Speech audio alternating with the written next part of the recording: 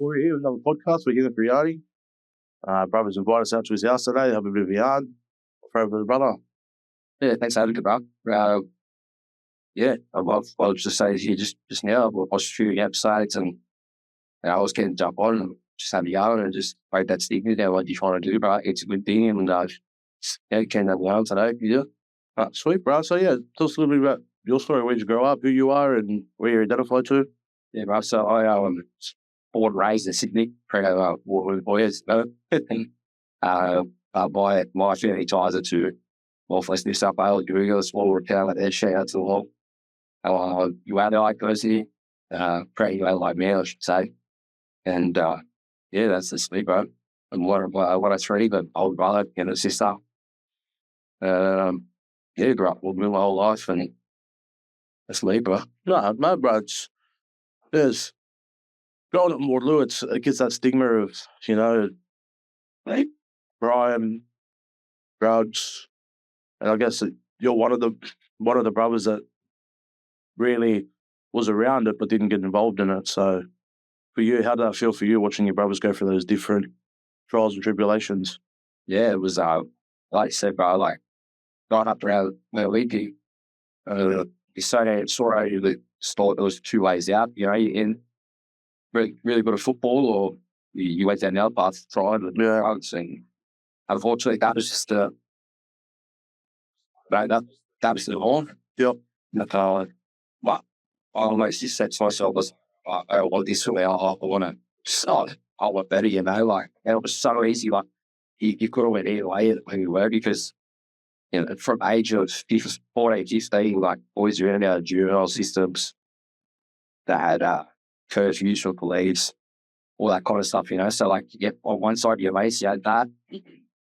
Other mates were in football and that, so you could, you had either way you could have went, but always had this thing that I want to better, like I grew up and saw all my mates go through all that and just everything around me, and I was just like always want to better for myself, and my 75 apprenticeship when I was 16 and was probably the best thing that happened to me. Like I left school and got into the workforce, and that sort of just put me on that path, I was 16 and I was catching two buses or two trains and a bus to get to work out Silverwater as a first year, 16-year-old. Like there's so many times I just said, I ain't going to do this, It's easy to sit at home and get ad study or whatever, and go buy a new pair of shoes, like that's what you can fucking do with it. But I just kept pushing, and like I have to say parents for that, like my mum and they kept pushing, just that was it. I'll just, it'll get easier. Chase that man, give you license, this, that.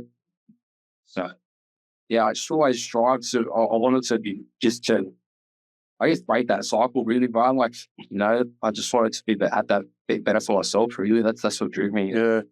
And I saw the negative effects, I guess, of crime and drugs around me so much where I was just like, I don't want that. Yeah. And I guess I was just, to be honest, I'm one of the lucky ones. There's not many boys that have achieved. It's sad as it used to say, like so many people got caught up in the system or caught up in addictions that they just can't beat, and it's fucked really. Yeah, it is. It's as I grew up, and I guess it's part of my story as well. Like I'm proud of that, and I hold it dear to my heart. So I'll always speak to tell people that I'm a proud woman by you. I'm one of the lucky ones, I guess. Yeah, and yeah. On that, it's I spoke about previously for myself. Doing what I was doing, but my big achievement was I never took a drug. For me, that was like a badge of honor, but I was doing everything else around it. So, but for you, you're doing that apprenticeship at 16, getting on two buses to get there to Silverwater, and one thing with that job, and up until you left, it never moved you close to home, so you could walk to work. They did their best to keep me as far away from Waterloo. They had a depot down the road, and I couldn't get there, but I guess that was all part of the story, bro. Like, you know me better than most, bro. I've been quite close to you since a young age, and even you yourself, like when you're going through your stuff, you always get encouraged, keep going, bro, keep doing what you're doing, it's going to pay off. And luckily for me, it did, bro. I worked there for 11 years at Osprey before I moved on. So I achieved long service leave. Like for me, that was a massive thing. Yeah.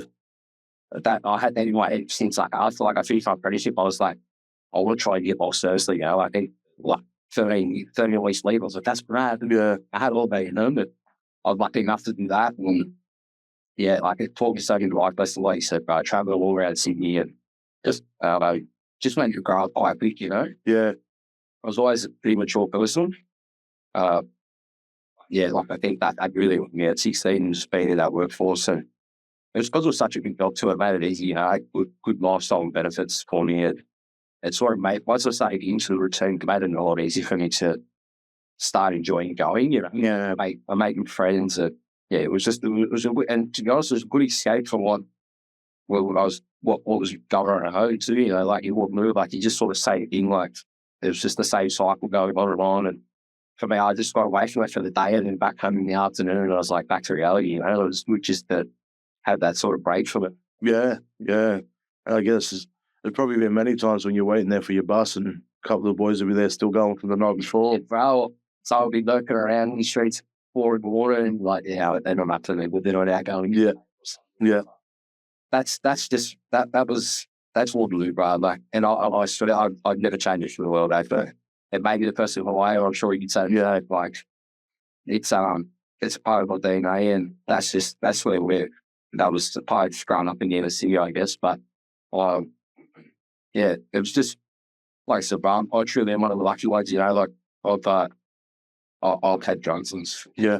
I despise it, but I still got party. I still had good times, and now I'm around it. And I just swap it out, really. Like, it's become normal for me. But yeah, I'm one of the lucky ones, bro. I have fun, and I know to worry about that shit. Well, Yeah. like you said, it's not really like, I just want to sound like, for me, it's like, I don't want to be like, I'm not boasting about it. Yeah, it's like, everyone that knows you, they know that that's what's in. Yeah. And no, like, they're just like, yeah, respect, bro. Yeah. So Yeah. yeah, You get some though, still try and it's not good. Well, it's funny how it's about, like, with the young man, like, always 21st and that, and that, like, yeah, just trying to stitch me up, and it was fun. It was all funny, bro. yeah. It was always like the money joke will be younger, like, yeah, it was fun. Like, the stats, like I said, that's who we are, I guess, and that's where we've grown up, and that's our story. Yeah. It was funny. I was just, I was looking at social media the other day and some things come up, and you would have seen the post around your birthday the other day, and Lowell shared a post about galvanising as the youngest follower in the group and keeping your group together after losing, a brother. So what made you want to do that for the brothers and be that glue? Well, something it's I've never really sat down and spoke about it, to be honest. It's a pretty hard topic to wrap your head around, but I guess just when it all happened, bro, like, I don't know, man, it was just something inside me just clicked. And like I said, I wasn't a pretty mature person. And all the boys, all our friend groups, like, everyone older than me. I was always the youngest, but I never felt that way. Like, Yeah. I always felt like I was pretty, like, well respected and mature, and I had no wits about me. And I guess when everything that happened, like, 10 years ago, something just inside me clicked there, I was just like, I saw, like, everyone was fighting their own things, man. Like, when it happened, like, everyone was dealing with it their own way. And I just said, like, oh, fuck this. Like, I can't let this, like, sort of let the shit go down, so to speak, like that. I said, Jace wouldn't want that. Like, we were such a tight knit group. Yeah. Like, we don't really get together. So, like, there was a period of time there, but me and Jace would Bob, like, every day they would be together. Like, just whether I'm on Jace's house or be down Miles Ready Flat or ride around in None's car, like, we just every day we done stuff together, and when past, I saw everyone saw each other, like, not as a shell, but everyone was just in this, no one knew what to do, because Jason was dead set a rock star. Like, like, everyone that knew him, he was a kind of character, and I guess everyone was just in such shock at disbelief, and they were like, Yeah. And I just said, no, like, I'm going to step up here and, just sort of make sure everything gets sorted for, not only for his family, but for the boys as well. Like, I wanted, it's a special thing. And it was a fucking crazy time, but it was, and it's changed my life forever. Yeah. sure a lot of boys are trying to say, but it's very good. Yeah, it's like I've been around trauma before that, but that was truly something that still to this day, to be honest, I haven't really fully dealt with. But I have my own coping mechanisms around it. But yeah, it was just truly one of the most horrific things that have been around, bro, and it changed my life forever. And that's a part of life, isn't it? Like, I guess now you just sort of learn to live with it. Stuff like this is great because, like I said before, when I was first, I've never actually sat down and had this conversation or anything. Like that was, one of the biggest life-changing things in my life. And I'm proud to say that when it did happen, we did pull together. Maybe the first 24, 48 hours, everyone was sort of very distant, but I sort of just got the boys together and I said, listen, like, we're not going to go away from each other here. Like, this is where we're going to pull fire for Jason's family. One, because, as you know, bro, Jody was, and still is, a human big part of all our lives, and that was they bounced me in. And their family was just like an extension of mine, really. And I was just like, we're going to make sure that these guys are okay. And as much as looking after myself at the time, I was so caught up in just making sure everyone else was okay. Yeah. And I guess that was my way to do it at the time. I just blocked my own emotions out.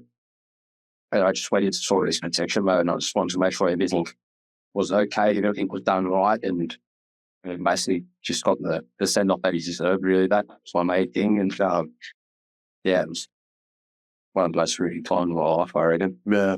There's probably two things that you probably never really noticed, not I noticed at that time, was you galvanizing with the brothers and getting them together, but always not too far behind your brothers, your mum and dad. Yeah.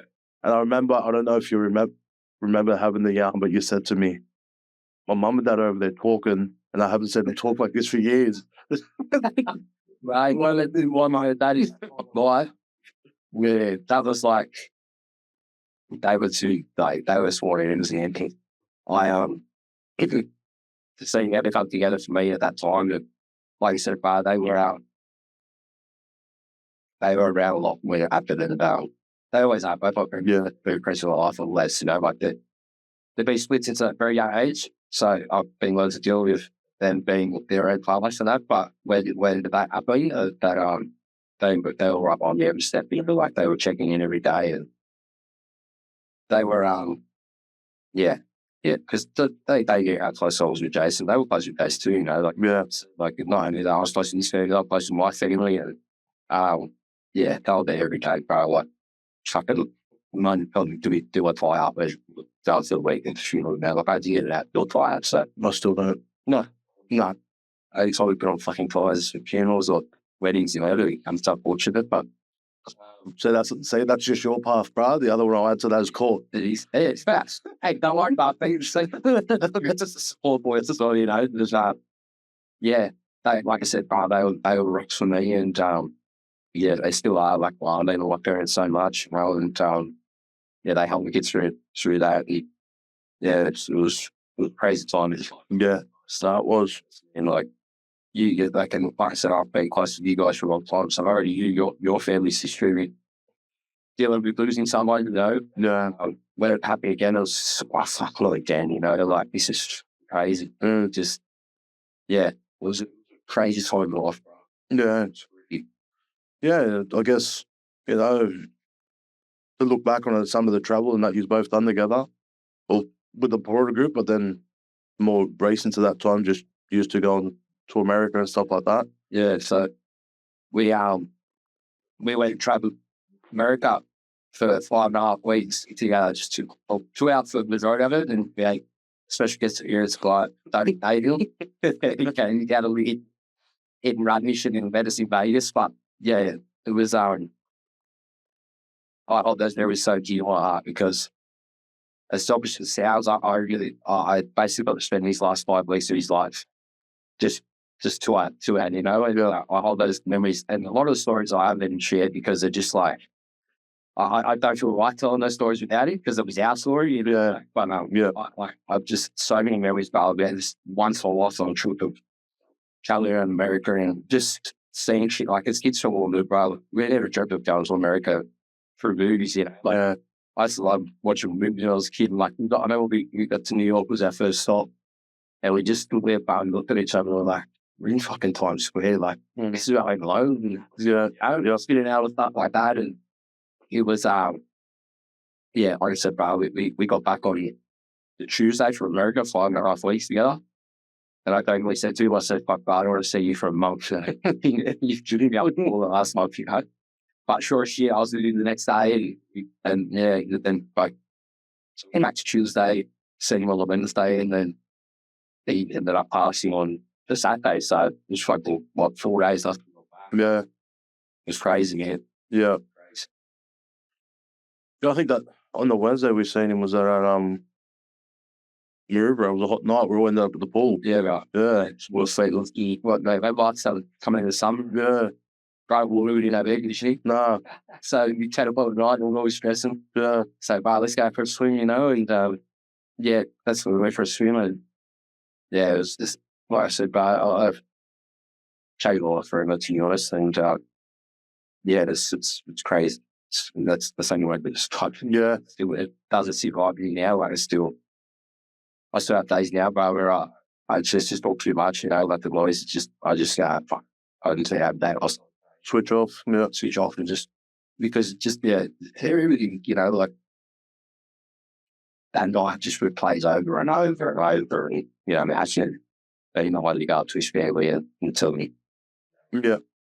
that the worst thing, like that's one of the worst things I've ever had to do. And I hope I never have to do that again. Yeah. Yeah.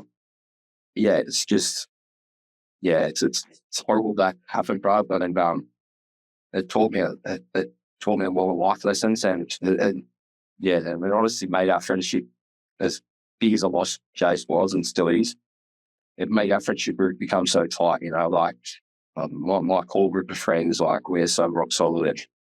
We've been through so much shit together, and it's been 10 years now, and so much has changed since then. It's become parents, and some of we've got kids in high school now. Like, it's crazy, and it's just been so cool to see everyone's journey go on. And I haven't got kids, but I've bought a house, I've travelled. We've achieved so much. It's crazy that you get share with Jace, but I still go out and visit him. His birthday isn't. To be honest, I go there like 3 or 4 times a year. I go on his birthday, his anniversary day, and Christmas day. There's 3 days I'll never sort of go there because it's just too much for me otherwise. Yeah. Missed one since he passed it. That's just my way of staying connected to him, and I always just go out and just have a quick yarn to him, and cry and swear at him. Yeah, it's not right. Yeah. You know what I do? It's funny. It's funny to routine. Well, I go out there, I wipe his photo, I give him a kiss, and then I slap the headstone down after part. You go later, or you fuck your fox up. Because and I'm sure he laughs at it too, but at the same time I go by, and like I'm so emotional when I get there, and like so much shit's going around there, but I always still crack up at it. Yeah. I'm just like, it's just asking, like, it's you up in Jace Wallace, we'll just joke, it's there. You just live the party and always be idiots, and that's just my big deal. But it's crazy. About 10 years, you see better. Yeah. It's good, but but this year, especially the 10-year anniversary, and we're during the move for back in, and you still doing it with the 7 boys, but we're going on this one lockout this year, which is pretty cool for his 10th anniversary. I know all the boys are excited for that. Yep. A lot of the boys are too old now to play. Good mates. But I look forward to the boys around there, and they're also keen to whip in and represent, because they get to do it when we don't. 8 or 7 like years ago. That time was crazy, bro. So I'm really looking forward to that, and it's just another way of keeping his honor alive, I guess, in memory. Yeah. It's a special time, that special jersey, you want that to be around, and when we don't previously, very emotional, and it's just a mad time. Yeah, it is. It is. They're over brothers, and really. And for me, with the LS7s, just carrying on with some of the young fellas, some of them only heard of Jason's name, don't know him or anything, but they know what they represent, and they know what Lou Fern represents to all of us. It's not just about Jace, that's what we developed it from, but it's that struggle that we live in. Going back to something you said earlier about Waterloo, that wouldn't change it, and for me, it's funny, like working in different realms, just traveling all around the state. Talk to some people, like, oh, where you from? I was like, oh, Waterloo. And I'm like, oh, yeah, I went through that. It's so nice. I was like, no, it's old Waterloo. No, the really grabs your attention. I'm Nah, old Waterloo. And they go, oh, so do you like it better now or before? And I was like, before.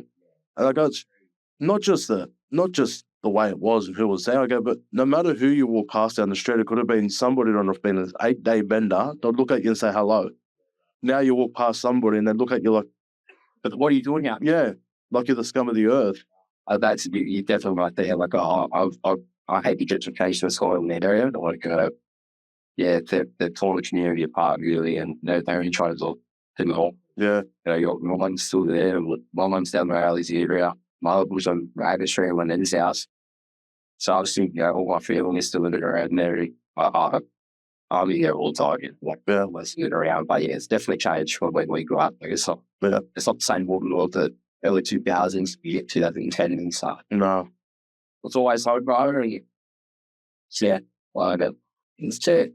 Yeah, it's no matter where you're going to, if you're going near Waterloo, you drive through it. Yeah, that's a few you just say if I don't want to put around or pick the horse. Yeah. He said, bro, you can always drive through there and just say something. Maybe, like you said, I'm telling it's on like that later, but yeah. But you still know, like, and he's like, yeah, I don't know. Yeah.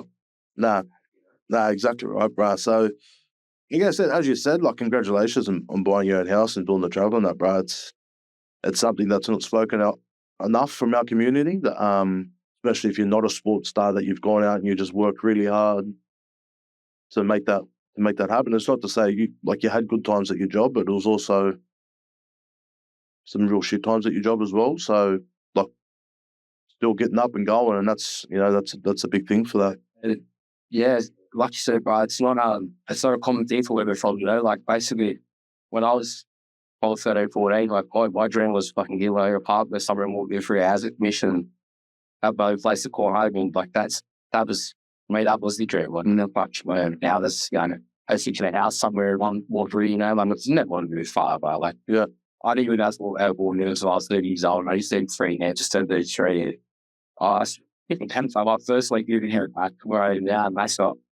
I was so skinny. Mascot's 5 minutes from bro. I was really out. I was like 46 hours. I'm not hearing sirens. I'm not like all this gear, bro. I was skinny. It's like this part, like, and it's such a different experience. But yeah, going back to that, like, buying houses and that, bro. Like, I'm so proud of, again, like I was saying, it's a my full group of friends that I grew up with. Like, I'm so proud of us because there's 3 of us within my intimate, like, my close group of friends that have bought in quiet places. Me, Trent, and Lowell, like, it is such a big achievement. Yeah. And it's honestly one of the most probably things that I'm proud of in my life. Yeah. Like I said, I love my mates and we're so close. And to me, like, that's along with watching them become fathers and have families and that is the single greatest thing that I'm so proud of. For us to achieve that, come from where we come from, it's probably our biggest achievement ever. Like, we had a lot of stuff against like we're saying, going back to before, like, that full road when you're at that age where you can go either way. Like, I reckon from the age of 16 to probably 25, we'll probably go on a jail visit once a week. That's just the truth, like, someone would be going to see someone on a jail visit, or your phone's ringing every day from someone from jail, like, or, back at the times writing letters to. Yes. Yep. But that's the reality, bro. Like, that was the world we're living in.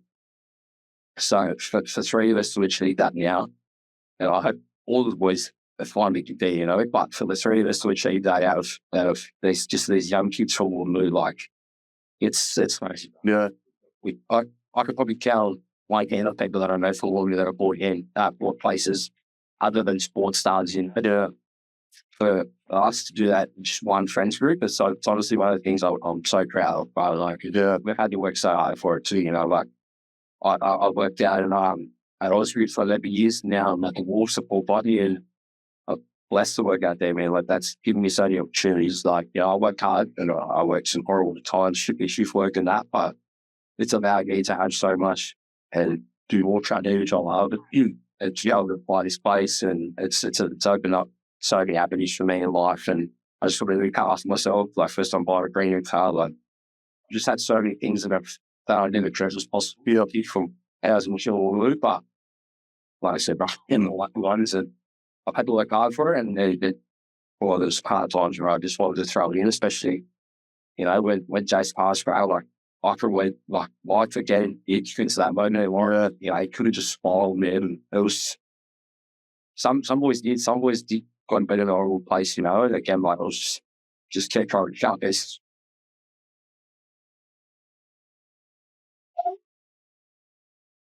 One of the best things for around the time because she didn't know Jace. Yeah. So I used to I could park myself away from everything and beat it from her, and it was my way of sort of just having my time away from it all, you know. And I just feel locked out because, like I said, she didn't know Jace. She obviously cannot smoke packs and who he was. But yeah, take time with her. It was just that my way of locking everything out. Yeah.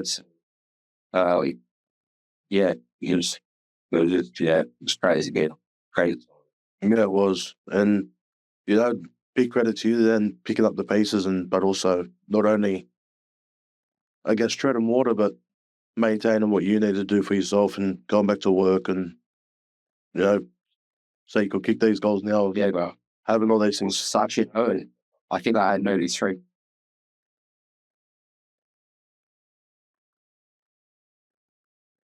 I think I've looked at 12 weeks. And everything happened, and then I had another 3 weeks leave. I didn't even have leave at the time, you know. And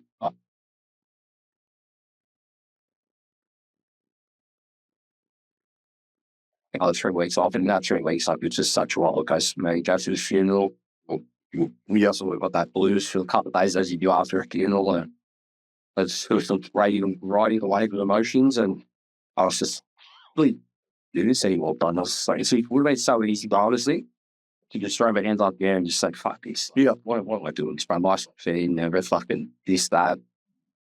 But that's just life, you know. You just got to fucking sit back a lot more and just keep back the way, I guess. And it's tough, but that's life. That's life, fortunately. Very true. Sorry. So, voice is gone. So you were thinking about where you're at now, where you've come from. Where do you see yourself in the next 5 years? Hopefully kids, bro. I really want kids, you know. It's a man. I've been there 1%.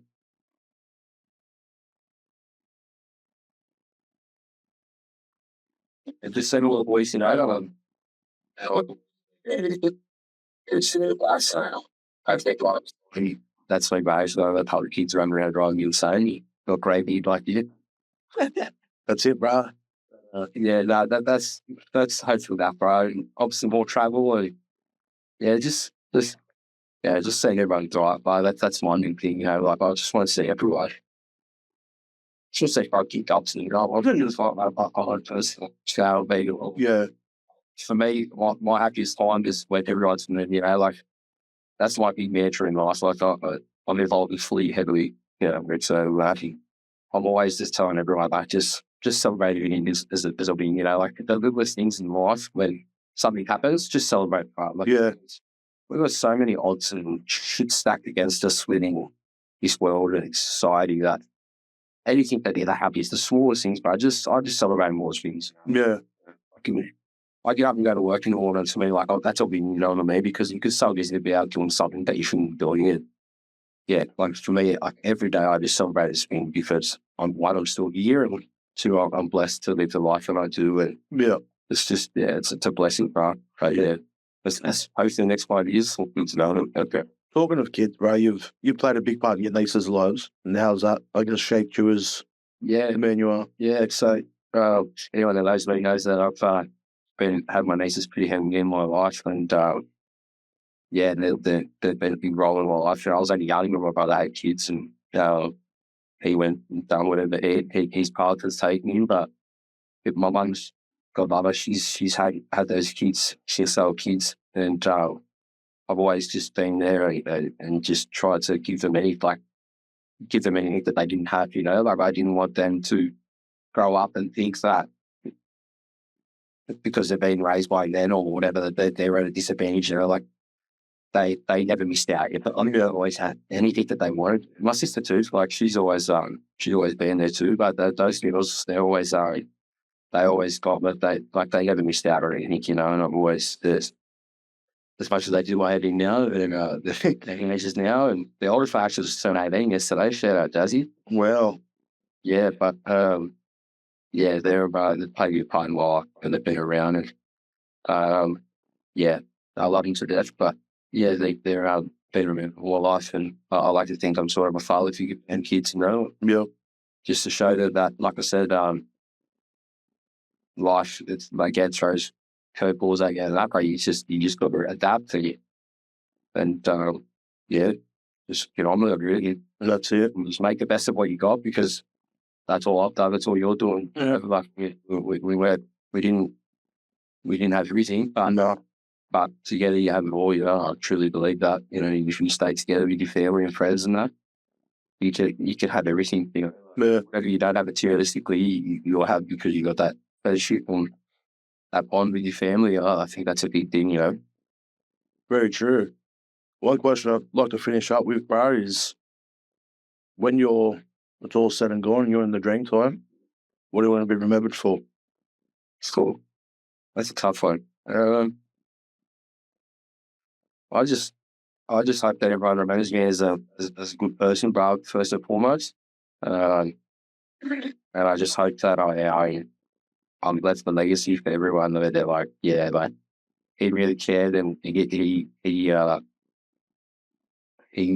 always looked out for everyone. You know, like that's my big thing. I never like see someone left behind. Yep.